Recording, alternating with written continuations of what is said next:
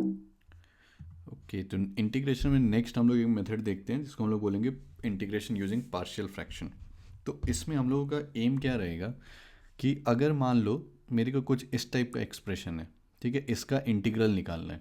Integral of मान लो x+1/x-2 x-1 dx है ना, इसका इंटीग्रल निकालना है। तो इसमें फिर से हम लोग क्या सोचेंगे कि अगर मेरे पास बस अगर एक एक्सप्रेशन में x-2 रहता, ठीक है, या फिर बस x-1 रहता है ना, मान लो कि इंटीग्रल dx/x-2 है तो उसका क्या हो जाएगा ln mod x-2, या फिर इंटीग्रल dx/x-1 है तो उसका हो जाएगा ln mod x-1। तो क्या हम लोग इसको सेपरेट करके जो है इस फॉर्म में लिख सकते हैं, ठीक है। तो अगर इस फॉर्म में लिखा हुआ है मान लो अभी के लिए, ठीक है, अभी हम लोग को सीखना है कि इस फॉर्म से हम लोग इस फॉर्म में कैसे जाते हैं। तो अगर इस फॉर्म में लिखा हुआ है 3/x-2 -2/x-1, तब तो फिर सीधा सिंप्लीफाई कर ये इधर जाएगा 3x-3 -2x+4 divided by x-2x-1। तो यहाँ पर x+1/x-2x-1 है ना। तो अगर इस फॉर्म में, तो इस फॉर्म में जाना आता है। अब अगर इस फॉर्म में दिया हुआ है तो यहाँ से हम लोग इस फॉर्म में कैसे जाएंगे, ठीक है। तो उसी को जो है हम लोग यहाँ पर सीखेंगे, क्योंकि अगर ये फॉर्म से हम लोग इस फॉर्म में चले जाते हैं तब अगर इसका इंटीग्रल निकालना है तो हम लोग लिख सकते हैं integral of this minus integral of this, तो इसका इंटीग्रल तो आसानी से निकल जाएगा, है ना। तो वही हम लोग को सीखना है। तो उसमें अलग अलग स्टेप्स देखेंगे हम लोग की हम लोग को क्या लेना पड़ेगा स्टेप्स, है ना, कि इस फॉर्म से इस फॉर्म में जाने के लिए। तो सबसे पहला चीज़ क्या है कि अगर मेरे पास एक रैशनल फंक्शन है, रैशनल फंक्शन का मतलब क्या है, तो रैशनल नंबर्स का मतलब क्या होता था कि p/q के फॉर्म में होना चाहिए, जिसमें p और q जो है वो इंटीजर होना चाहिए, है ना। तो उसी तरीके से रैशनल फंक्शन में क्या होता है कि px/qx के फॉर्म में होना चाहिए, जिसमें कि px जो है वो एक पॉलिनोमियल है, qx जो है वो एक पॉलिनोमियल है, ठीक है। पॉलिनोमियल का मतलब क्या होता था कि इस टाइप का अगर मेरे पास एक्सप्रेशन है a n x⁻n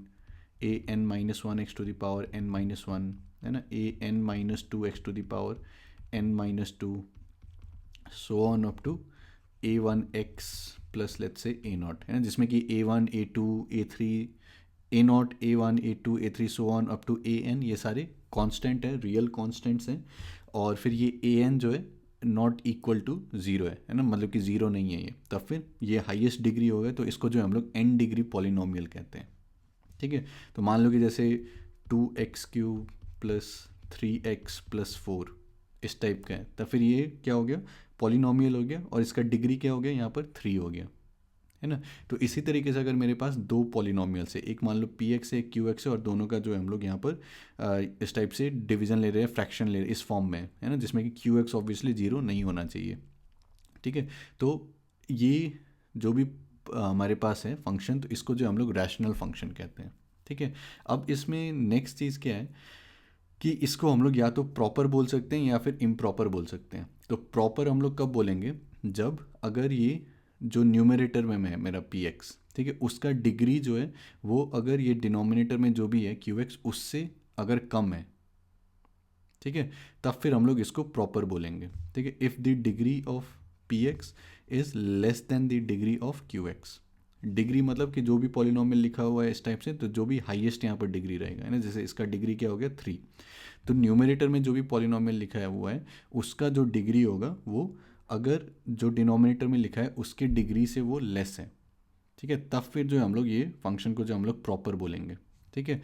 और फिर अगर ये लेस नहीं है ना, मान लो कि इक्वल है या फिर ग्रेटर है, तब फिर जो है हम लोग इसको इम्प्रॉपर बोलेंगे। तो सबसे पहला काम क्या करना है कि अगर पार्शियल फ्रैक्शन मेथड हम लोग को यूज़ करना है, तब फिर जो भी इस फॉर्म में दिया हुआ है px/qx, पहले तो हम लोग को क्या करना पड़ेगा कि इसको जो है प्रॉपर हम लोग को फॉर्म में लाना पड़ेगा, ठीक है, प्रॉपर रैशनल फंक्शन बनाना पड़ेगा। तो उसके लिए क्या करना होगा कि अगर पहले से ही प्रॉपर है, मतलब न्यूमरेटर का डिग्री लेस है डिनोमिनेटर से, तब तो फिर कोई प्रॉब्लम नहीं है, ठीक है, तब फिर आगे बढ़ सकते हैं। लेकिन अगर न्यूमरेटर का डिग्री जो है वो इक्वल है या फिर ग्रेटर है, ठीक है, तब जो है फिर हम लोग को इसको जो है पहले हम लोग को प्रॉपर बनाना पड़ेगा, ठीक है। तो अगर न्यूमरेटर का जो डिग्री है वो डिनोमिनेटर से छोटा नहीं है, तब फिर मतलब डिनोमिनेटर की डिग्री से, तब फिर हम लोग उसको इम्प्रॉपर बोलेंगे। तो पहले प्रॉपर बनाना पड़ेगा, तो उसके लिए क्या करना होगा कि क्यू एक्स से जो है पी एक्स को डिवाइड कर दो, ठीक है। तो ये सारा चीज़ जो है हम लोग एग्जाम्पल्स के थ्रू देखेंगे तब और ज़्यादा समझ में आएगा। तो मान लो कि जैसे एक्स स्क्वायर प्लस 1/x है ना, तो ये एक पॉलिनोमियल है डिग्री 2 है, ये एक पॉलिनोमियल है डिग्री 1 है, तो यहाँ पर इसका डिग्री ज़्यादा है, तो इसको जो मैं डिवाइड कर देता हूँ, मान लो एक्स स्क्वायर प्लस 1, ठीक है, तो मैं x से यहाँ पर करूँगा तो एक्स स्क्वायर ये मेरा कैंसिल हो जाएगा, तो यहाँ पर रिमाइंडर क्या बचेगा, ये और ये कैंसिल, तो रिमाइंडर क्या बचेगा 1, है ना। तब फिर मैं यहाँ पर क्या बोल सकता हूँ कि एक्स स्क्वायर प्लस 1 को मैं क्या लिख सकता हूँ, x टाइम्स एक्स प्लस 1, है ना, x टाइम्स एक्स प्लस 1, ठीक है। तब फिर मैं इसको जो है x times x plus 1/x है, तब फिर अब मैं इसको सेपरेट कर दूंगा, तो यहाँ पर जो है ये अगर मैं सेपरेट करता हूँ तो इसको मैं क्या लिख सकता हूँ, x प्लस 1/x, ठीक है। तो अब जो ये आया ये मेरे पास एक प्रॉपर मतलब प्रॉपर रैशनल फंक्शन के फॉर्म में आ जाएगा, ठीक है। तो जो भी px है उसको अगर मैं qx से मान लो डिवाइड करता हूँ, है ना, तब फिर मान लो कि यहाँ पर कुछ tx आ गया और फिर यहाँ पर करने के बाद कुछ एक रिमाइंडर आ गया, ठीक है। तो ये जो भी मेरा px है उसको मैं क्या लिख सकता हूँ, जो px है उसको मैं क्या लिख सकता हूँ, qx टाइम्स tx प्लस ये जो भी रिमाइंडर बचा है p1x, ये सब जब एग्जाम्पल करेंगे तब और ज़्यादा समझ में आएगा। तो px की जगह पर हम लोग ये लिख सकते हैं ना, और फिर सेपरेट कर सकते हैं, तो फिर px/qx को हम लोग क्या लिख सकते हैं, tx प्लस p1x/ फिर qx, ठीक है। तो इसमें जो ये वाला जो आएगा p1x/qx, तो ये जो ये एक प्रॉपर रैशनल फंक्शन के फॉर्म में आ जाएगा। फिर जो है हम लोग जो भी अभी हम लोग सीखेंगे कि क्या स्टेप्स यूज़ करेंगे, तो वो जो है वो हम लोग यहाँ पर अप्लाई कर सकते हैं, ठीक है। तो ये वीडियो पूरा देखना, पूरा फिर एग्जाम्पल सॉल्व करेंगे, तब जो है लास्ट में जाके फिर से सब कुछ सेंस बनेगा, है ना। तो और फिर एक बार फिर से भी वीडियो देख सकते हो रिपीट करके, ठीक है। तो इसमें अलग अलग स्टेप्स हैं, तो ये अभी जो हम लोगों ने डिस्कस किया दैट शुड बी स्टेप 1, कि the given term should be in proper rational function form, that is degree of numerator should be less than degree of denominator, else convert it into proper rational function using division, जो अभी हम लोगों ने देखा।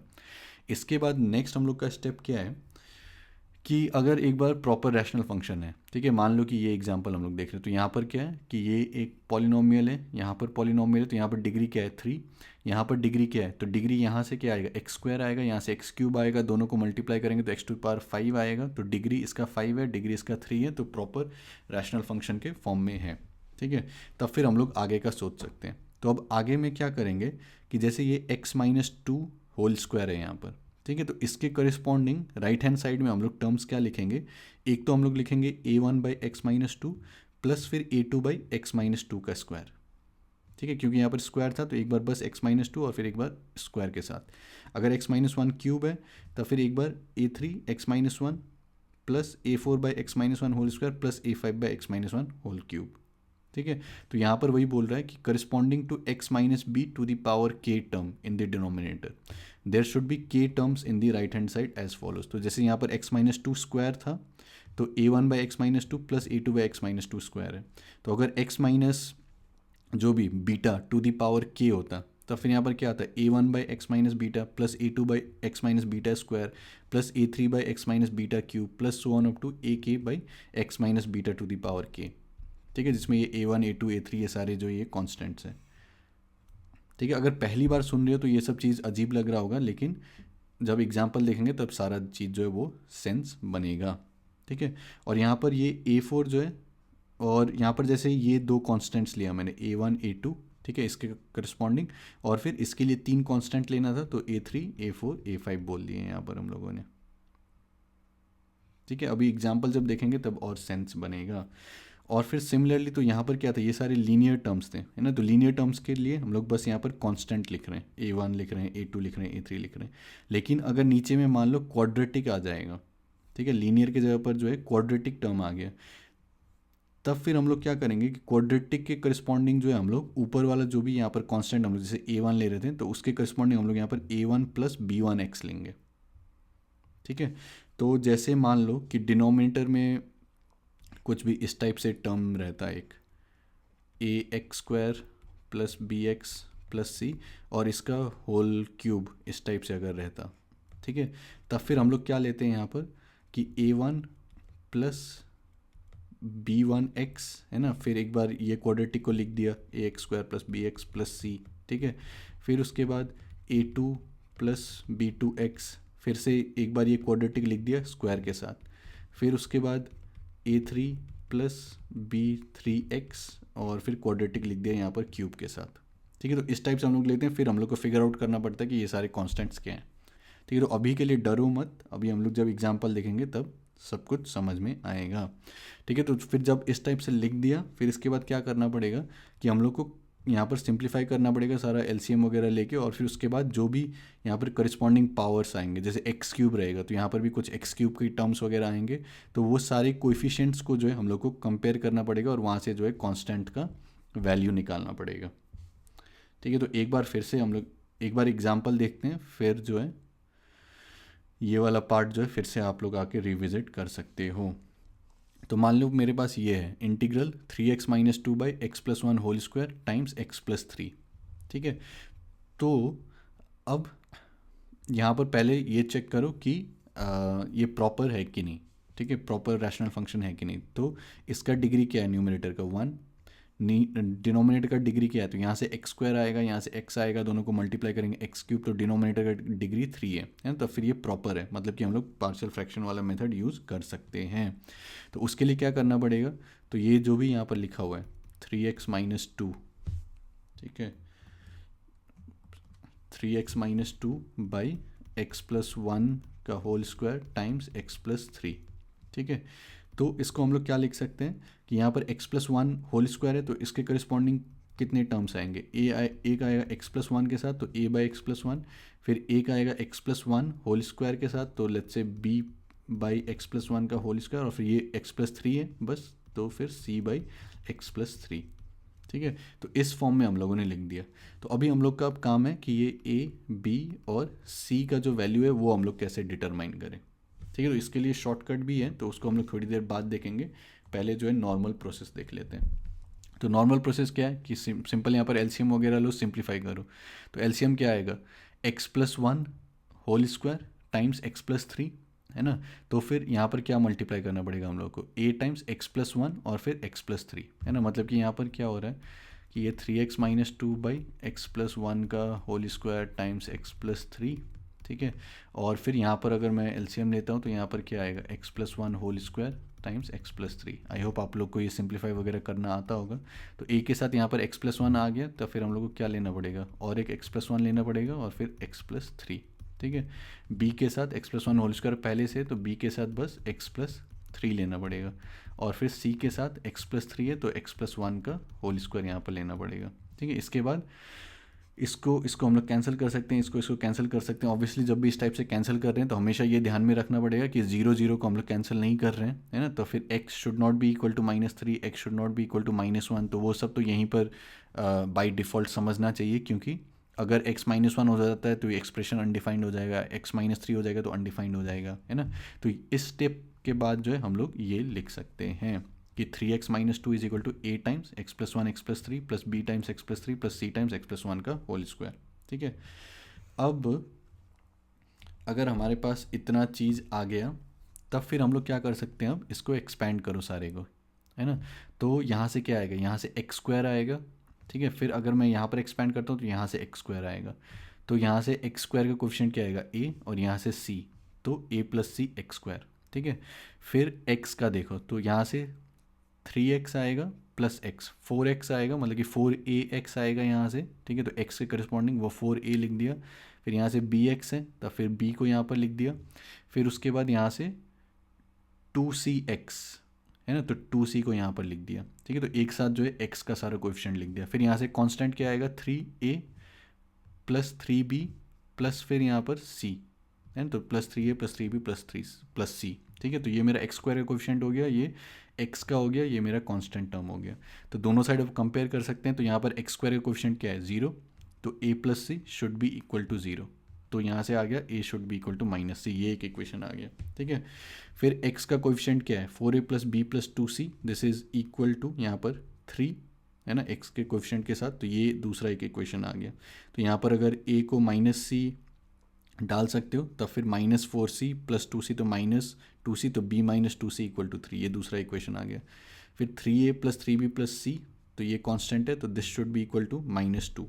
ठीक है, तो a के जगह पर फिर से माइनस सी यहाँ पर डाल सकते हैं, तो -3c प्लस सी, तो -2c, तो 3b -2c is equal to -2। ठीक है, तो ये तीसरा इक्वेशन आ गया।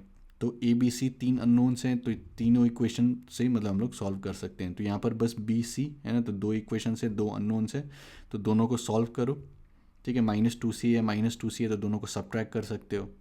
ठीक है, तो अगर मैं इसको इससे सब्ट्रैक्ट करता हूँ तो ये और ये कैंसिल हो जाएगा, तो 2b इज इक्वल टू -5, तो b इज इक्वल टू -5/2।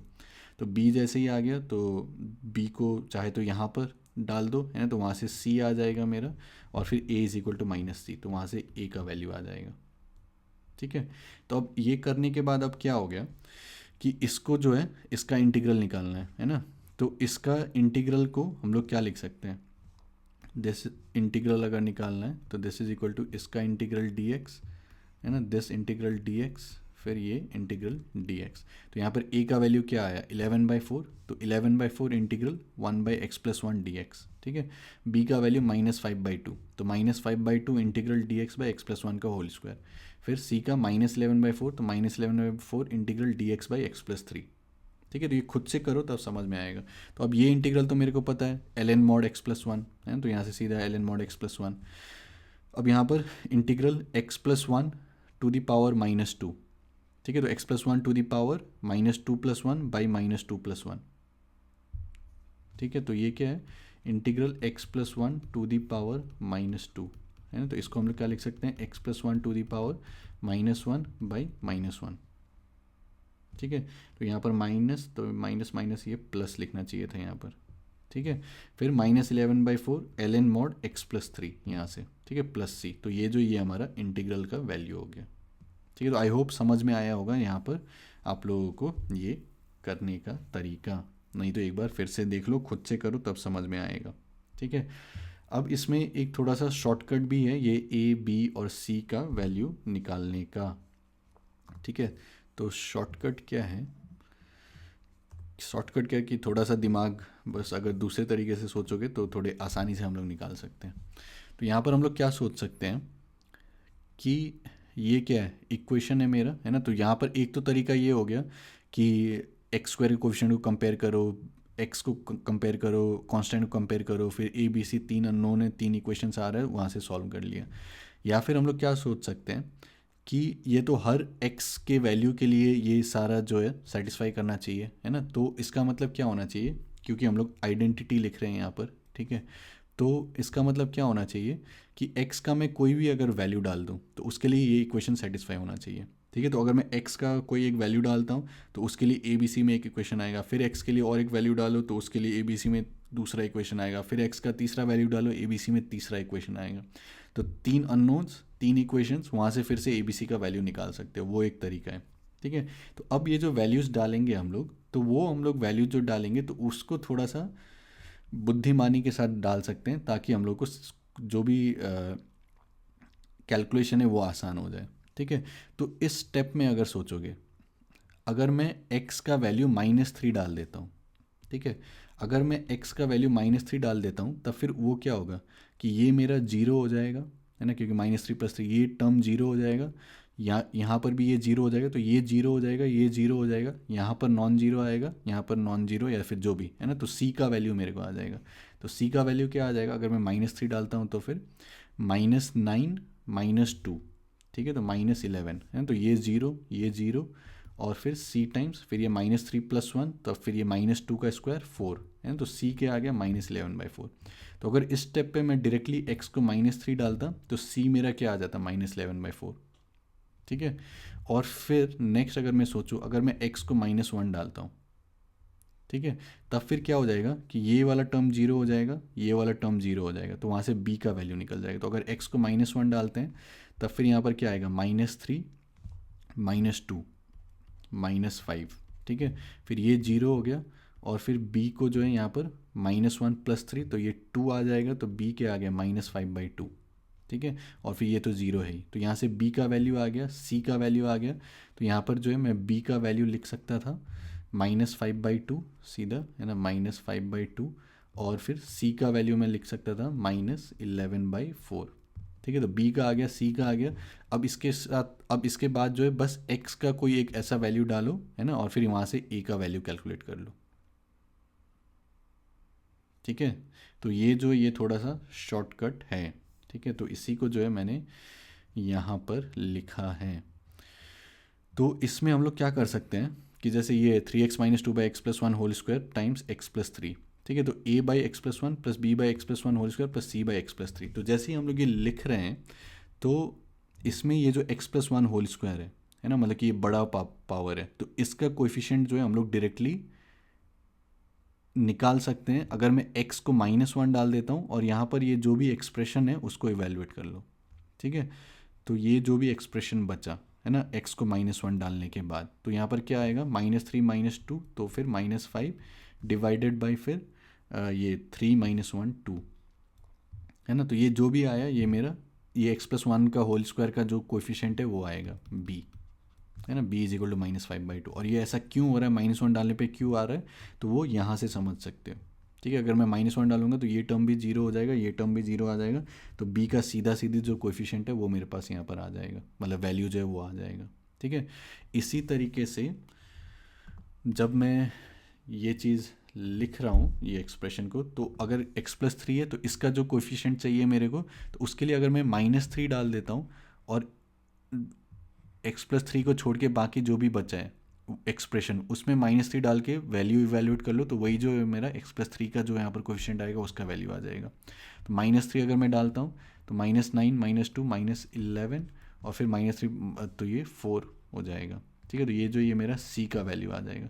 तो जैसे ही हम लोग ये लिख रहे हैं, ठीक है, तो लिखते लिखते ये सारा चीज़ जो है दिमाग में कैलकुलेट कर सकते हो, ठीक है। कि मेरे पास है 3x minus two by x plus one का whole square times x plus three, ठीक है। तो इसमें एक तो आएगा एक्स प्लस वन के साथ, तो उसका डायरेक्टली नहीं बता सकते हैं, ठीक है। तो a by x plus one लिख दिया। अब जो मैं b by x plus one का होल स्क्वायर लिखूंगा तो मैं सीधा क्या सोचूंगा कि x प्लस वन का होल स्क्वायर, तो इसको इग्नोर करके बस यहाँ पर जो है -1 डाल दो, मतलब जहाँ पर ये जीरो हो जाएगा, ठीक है। तो -1 अगर मैं डाल दूंगा तब फिर -5/2, ठीक है। तो यहाँ पर डायरेक्टली मैं ये लिख सकता हूँ दिमाग में कैलकुलेट करके -5/2 एक्स प्लस वन का होल स्क्वायर। फिर जब मैं एक्स प्लस थ्री का कोएफिशिएंट लिखने जाऊँगा तब बस इतने में जो है -3 डाल के इसको इवेलुएट कर दो, ठीक है। तो -9 तो -11/4, ठीक है। तो यहाँ पर -11/4 फिर divided by x plus three, ठीक है। तो ये इतना आ जाएगा। अब इसके बाद जो है ना, तो इतना हम लोग डायरेक्टली लिख सकते हैं, ठीक है। अब इसके बाद a का वैल्यू निकालना है, तो x का कुछ भी वैल्यू डाल दो और फिर यहाँ से a को इवेलुएट कर सकते हैं। तो a का वैल्यू हम लोग, तो x का वैल्यू वैसे चूज़ करेंगे ताकि कैलकुलेशन थोड़ा कम पड़ जाए। तो हम लोग सोच सकते हैं कि अगर मैं x का वैल्यू जो है 2/3 यहाँ पर डाल दूँ, है ना, तब फिर ये एक्सप्रेशन जीरो हो जाएगा, है ना। तो ये सीधा सीधी जीरो हो जाएगा। तो x को अगर मैं 2/3 डाल देता हूँ तो ये मेरा जीरो आ गया यहाँ पर, और फिर a/2/3 प्लस वन, तब फिर 5/3 माइनस 5/2 टाइम्स फिर 2/3 प्लस वन, ठीक है। तो इसको इवेलुएट करो 25/9, फिर यहाँ पर 2/3 डालो, इसको इवेलुएट करो, ठीक है। फिर यहाँ से जो है सिंप्लीफाई वगैरह करो सारे चीज़ को, तो a का वैल्यू यहाँ से डायरेक्टली आ जाएगा 11/4, ठीक है। खुद से करो तब समझ में आएगा। तो ये लेक्चर जितना भी अभी तक देखे हो एक बार खुद से जो है एक बार फिर से देख लो, है ना, अगर पहली बार ये सारा चीज़ देख रहे हो तो, और फिर कुछ प्रैक्टिस करो तब फिर समझ में आने लगेगा, ठीक है। तो ये एक एग्जांपल देखते हैं, ठीक है। तो यहाँ पर क्या है, integral x square plus one by x square minus 5x plus 6। तो पहले तो पार्शियल फ्रैक्शन के बारे में सोचने से पहले हम लोग को क्या सोचना चाहिए कि ये प्रॉपर है कि नहीं, प्रॉपर रैशनल फंक्शन है कि नहीं। तो यहाँ पर डिग्री क्या है न्यूमरेटर का 2, डिनोमिनेटर का भी डिग्री 2 है, तो दोनों का डिग्री जो है वो इक्वल हो गया। न्यूमरेटर का डिग्री लेस नहीं है डिनोमिनेटर से, तब फिर पहले जो है उसको लेस बनाना पड़ेगा। तो उसके लिए क्या कर सकते हैं, x square minus 5x plus 6, है ना। फिर यहाँ पर एक्स स्क्वायर प्लस 1, तो फिर एक्स स्क्वायर है एक्स स्क्वायर, तो बस 1 से मल्टीप्लाई कर दिया, है ना। तो यहाँ पर क्या आ जाएगा, x square minus 5x plus 6, ठीक है। तो फिर दोनों को सब्ट्रैक्ट करो, तो यहाँ पर ये और ये कैंसिल हो जाएगा। तो यहाँ से क्या बचेगा, 5x और फिर -6 + 1, तो फिर -5, है ना। तो इसका मतलब क्या है कि मैं एक्स स्क्वायर प्लस 1 को मैं क्या लिख सकता हूँ, x square minus 5x plus 6, है ना, मल्टीप्लाइड बाई ये 1 प्लस फिर 5x माइनस 5, ठीक है। तो उसका मतलब क्या है कि x square plus 1/x² minus 5x plus 6। तो इसको मैं क्या लिख सकता हूँ, है ना, कि यहाँ पर अगर डिवाइड कर दो तो, या फिर एक्स स्क्वायर प्लस 1 को जो है इस फॉर्म में लिख दो पहले यहाँ पर, x square minus 5x plus 6 multiplied by 1 plus 5x minus 5 फिर divided by x square minus 5x plus 6। ठीक है, फिर इसको सेपरेट कर दो तो फिर यहाँ पर क्या आ जाएगा 1 plus 5x minus 5 by x square minus 5x plus 6। या फिर इसको क्या लिख सकते हैं 1 plus 5 times x minus 1 by जो भी x square minus 5x plus 6, तो इसको x minus 3 times x minus 2 भी लिख सकते हैं, है ना, क्योंकि 3 प्लस 2 5 है आपका, सम ऑफ रूट 3 इंटू 2 6 है ना, प्रोडक्ट ऑफ फ्रूट्स। ठीक है, तो इस फॉर्म में हम लोग लिख सकते हैं। तो अब यहाँ पर जो था मेरा integral x square plus 1 plus this, है ना, तो उसको मैं क्या लिख सकता हूँ, x square plus 1 divided by x square minus 5x plus 6 dx। तो इसको अब मैं क्या लिख सकता हूँ, this is equal to integral of 1 plus this thing, है ना, तो इंटीग्रल एक तो 1 के साथ आ जाएगा तो dx प्लस फिर 5 times integral of x minus 1 by x minus 3 times x minus 2 dx। ठीक है, तो ये वाला पार्ट तो सीधा आ गया कि ये क्या हो जाएगा, x हो जाएगा। अब ये वाला पार्ट जो है ये मेरे को सॉल्व करना है ना। तो यहाँ पर जो है x minus 1 by x minus 3 times x minus 2, तो ये तो क्या, ये एक प्रॉपर रैशनल फंक्शन है ना, क्योंकि यहाँ पर न्यूमरेटर का डिग्री 1 है, डिनोमिनेटर का डिग्री यहाँ पर 2 है। ठीक है, तो अब इसको जो है मैं लिख सकता हूँ पार्शियल फ्रैक्शन के फॉर्म में। तो फिर सबसे पहले क्या आएगा, something divided by x minus 3, है ना, तो वो x माइनस 3 का कोफिशिएंट क्या आएगा, तो सीधा यहाँ पर क्या सोच सकते हैं कि x को 3 डालो क्योंकि ये 0 हो जाएगा, और फिर ये वाला जो भी है इसको इवेलुएट करो। ठीक है, तो 3 माइनस 1 2 डिवाइडेड बाई 3 माइनस 2 1, है ना, तो 2 बाई 1 2, तो यहाँ पर क्या आ जाएगा 2 बाई एक्स माइनस 3। ठीक है, फिर something divided by x minus 2, तो वो समथिंग क्या आएगा कि x के जगह 2 डाल दो तो ये 0 हो जाएगा, तो 2 माइनस 1 1, 2 माइनस 3 माइनस 1 है, तो फिर वो माइनस 1, तो माइनस 1 बाई एक्स माइनस 2। ठीक है, तो ये डायरेक्टली जो है हम लोग लिख सकते हैं। तो अगर मेरे को इसका इंटीग्रल कैलकुलेट करना है तब फिर वो क्या हो जाएगा, बस इसका इंटीग्रल माइनस इसका इंटीग्रल, मतलब कि 2 times ln mod x minus 3 फिर minus ln mod x minus 2, ठीक है, प्लस जो भी कांस्टेंट है ना, और फिर 5 टाइम्स ये करना है तो फिर 5 टाइम्स इसको, तो आंसर फाइनल क्या हो जाएगा, यहाँ से x आया, ठीक है, फिर यहाँ से 5 टाइम्स दिस, तो 10 ln मॉड x माइनस 3, ठीक है, और फिर माइनस 5, ठीक है, minus 5 ln mod x minus 2, और फिर जो भी मेरा ये कांस्टेंट है। ठीक है, तो इसका जो है आंसर ये हो जाएगा। ठीक है, आई होप आपको समझ में आया होगा। ठीक है, तो एक बार जो है फिर से जो है ये वीडियो देख लो, तब फिर जो है थोड़ा सा और सेंस बनेगा, है ना, क्योंकि पहली बार अगर सुन रहे होगे सारा चीज़ तो थोड़ा सा अजीब लगा होगा कि क्या सब हो रहा है, लेकिन एक बार फिर से अगर देखोगे और फिर और कुछ एग्जांपल्स ट्राई करोगे तो जो है वो सेंस बनेगा। इसके बाद जो है नेक्स्ट है हमारे पास ये x square plus x plus 1 by x plus 2 by x square plus 1। ठीक है, तो इसको एक बार फिर से देखते हैं।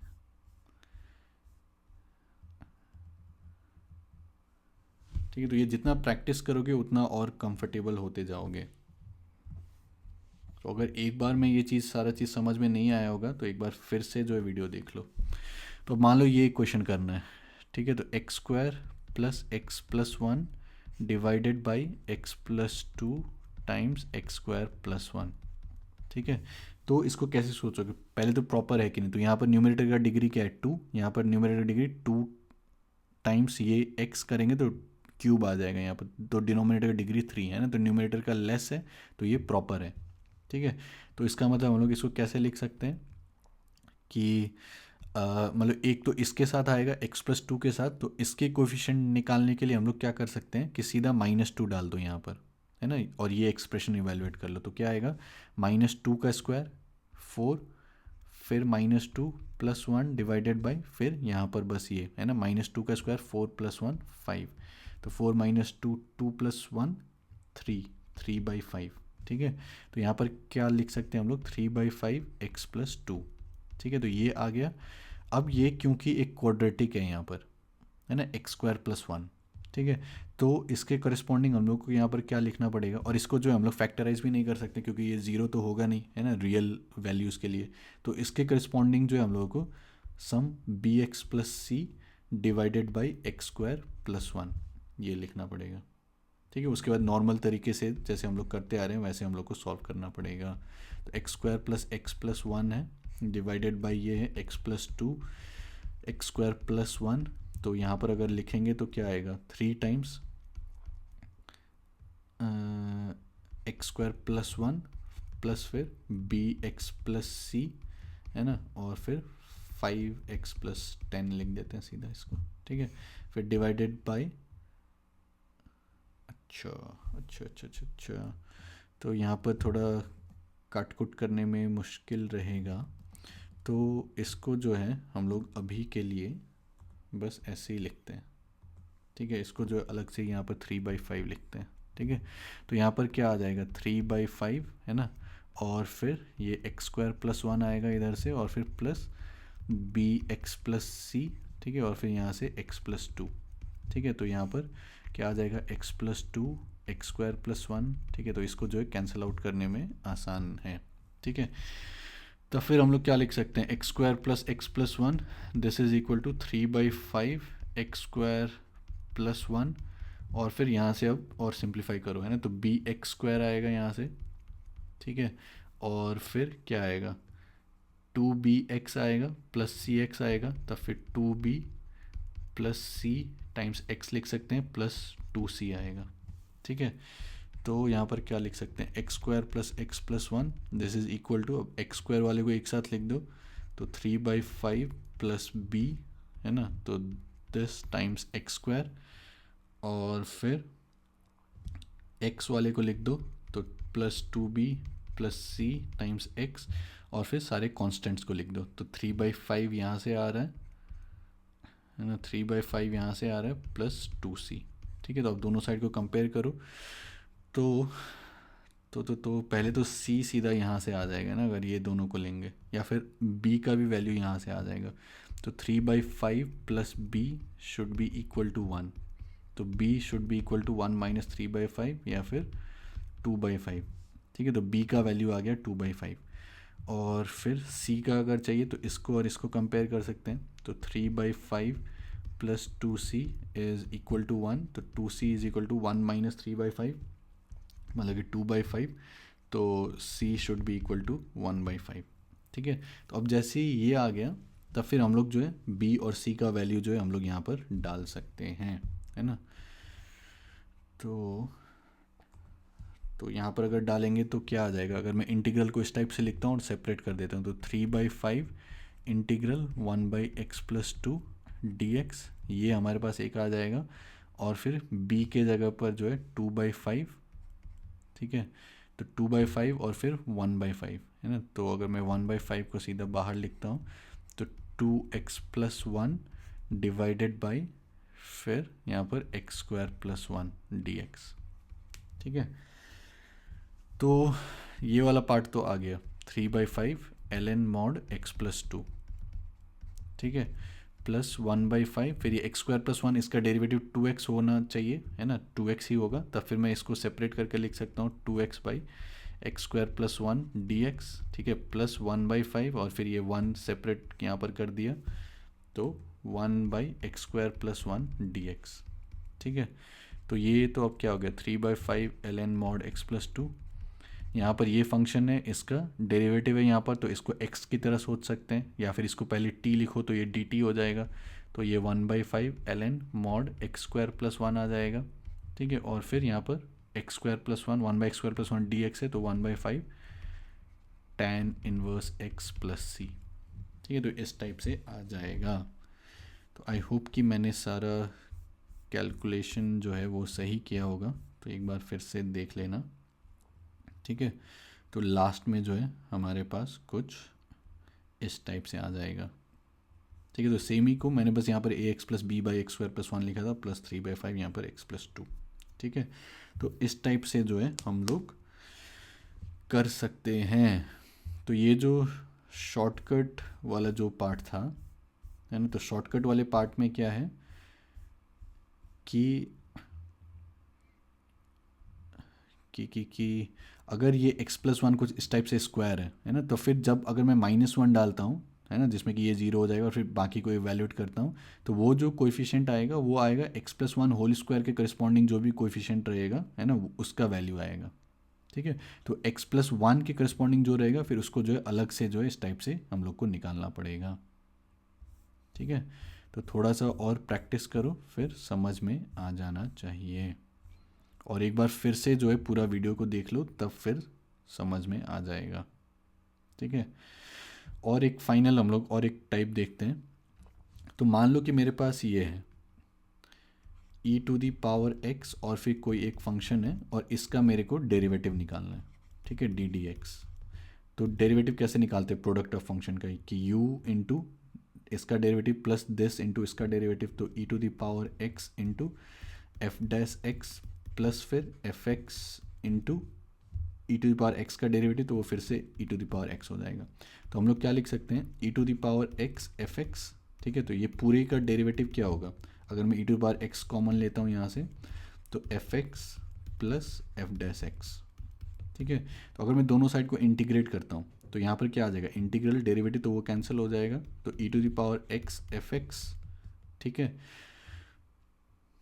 तो ये क्या आ जाएगा, integral of e⁻x fx plus f'(x) dx। ठीक है, तो इसको मैं e⁻x fx plus some constant c लिख सकता हूँ। ठीक है, तो ये समझ में आया ये कौन सा टाइप है, कि अगर मेरे को इंटीग्रल में कुछ इस टाइप का दिखा, e⁻x फंक्शन दिखा और फिर उसका डेरिवेटिव दिखा मेरे को साथ में। ठीक है, और इसको जो है हम लोग यहाँ पर इंटीग्रेट कर रहे हैं। ठीक है, तो इसका इंटीग्रल सीधा हम लोग क्या लिख सकते हैं, e⁻x fx प्लस सम c। क्यों, क्योंकि इसको अगर मैं डिफ्रेंशिएट करता हूँ तो मेरे को ये फंक्शन मिल जाएगा, है ना। तो इंटीग्रल का मतलब ही वही होता है। तो e⁻x fx को अगर डिफ्रेंशिएट करोगे तो e⁻x f'(x) प्लस फिर fx टाइम्स e⁻x मिल जाएगा। ठीक है, तो अगर इस टाइप का फंक्शन मिल गया तो हम लोग डायरेक्टली e⁻x fx लिख सकते हैं। ठीक है, प्लस c।